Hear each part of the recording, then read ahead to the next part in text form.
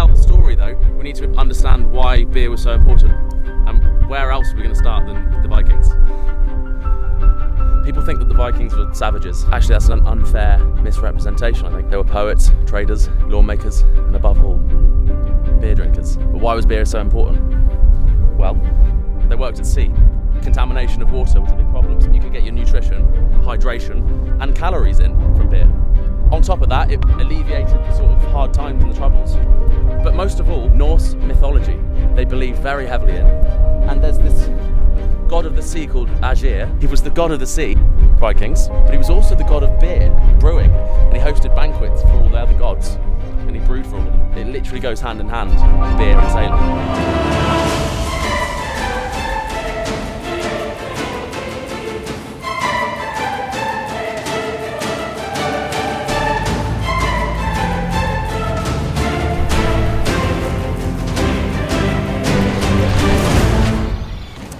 Christmas-themed beer, which is pertinent to the story, of which I'll explain in a minute. We're now in Trondheim, which was the capital of Norway in the Viking period, 8th century to 1100. The Vikings were out basically getting plastered at sea, exploring the world, and they were too drunk to notice a few stowaways hidden on board when they got back, called Christians. Lo and behold, Christianity sets in, builds a cathedral, buries a big Viking king under it, and that takes us to the next part of the story.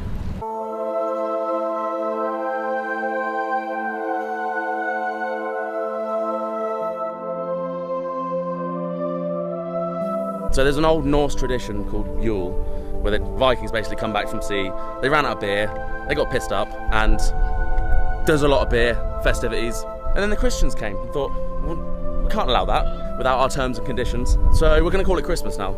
Oh, okay. Well, we're still drinking beer. There's not a lot you can do about that. Okay, well, we can't get rid of the beer, so if you can't beat them, join them. And they thought, let's make a Christmas beer. Let's look at some goats. These are very important beer goats.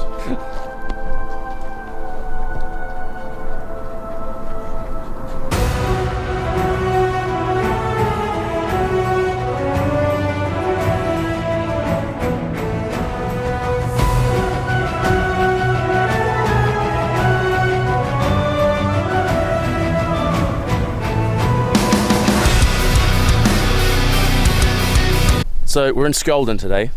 There's the ship. Look at her. Basically, the Christians came and thought, what's the most efficient, optimal way of converting Norway to Christianity? And they harnessed the power of this great pagan feast called Yule. So they thought, okay, well, instead of fighting it, let's use it, let's optimize. Let's capitalize on this beer production, of which they did. And therefore they made law. But let me explain a little bit of context of this law system in Norway at the time.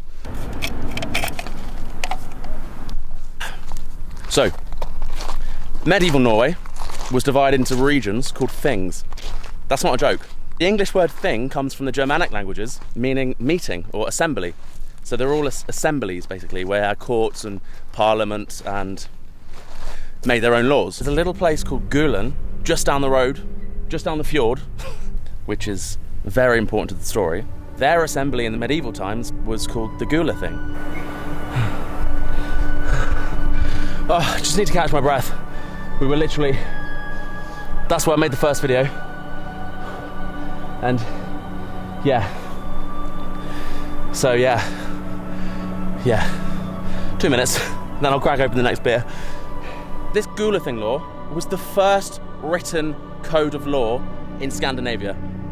And the first part, which is called the Christian part, was about beer. It was about beer.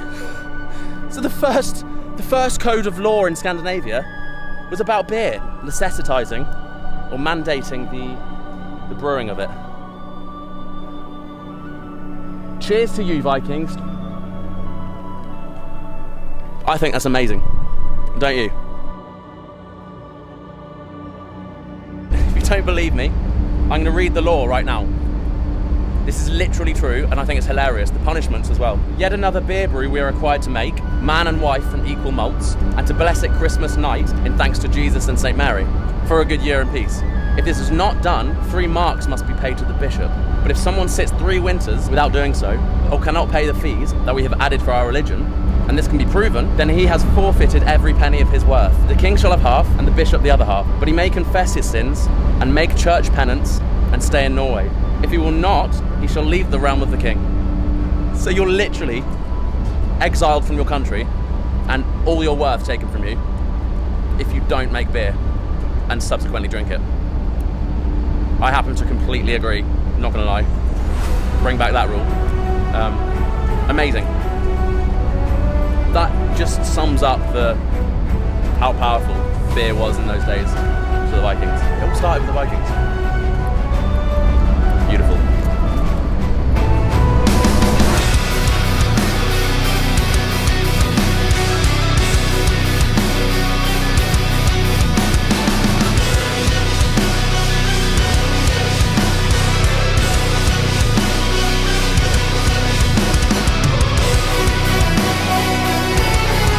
So we're in a place called Haugesund, which is on the west coast of Norway, which was the centre of power for 3,000 years in Norway.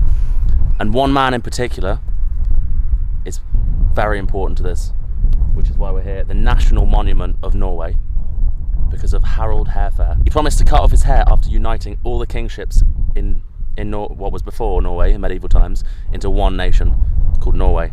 And this is the monument where he is now buried. He was the first king of Norway. Not only was the first king of Norway, he was the first king of the Vikings. And I know history is debatable. I'm not a historian, and you can find contradicting evidence everywhere.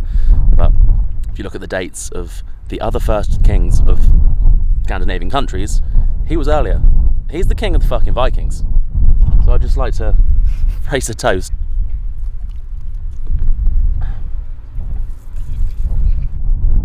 First Viking king was the person who united and created Norway. And why is it called Norway? Oh, well, let's just have a look behind you there. See that little strait of water right there? That strait of water right there is called Karmsund. That's where he reigned for his life, because he thought it was a good central point in Norway. This was the north way out. Norway. That's it. The north way out of the river, because it's the closest to the exit. So Norway is named after this being the north way out. Norway is literally named after the sea because of Vikings. It's all about beer. They love their beer. They had to drink beer. Surviving at sea, nutrition, sustenance, water. It's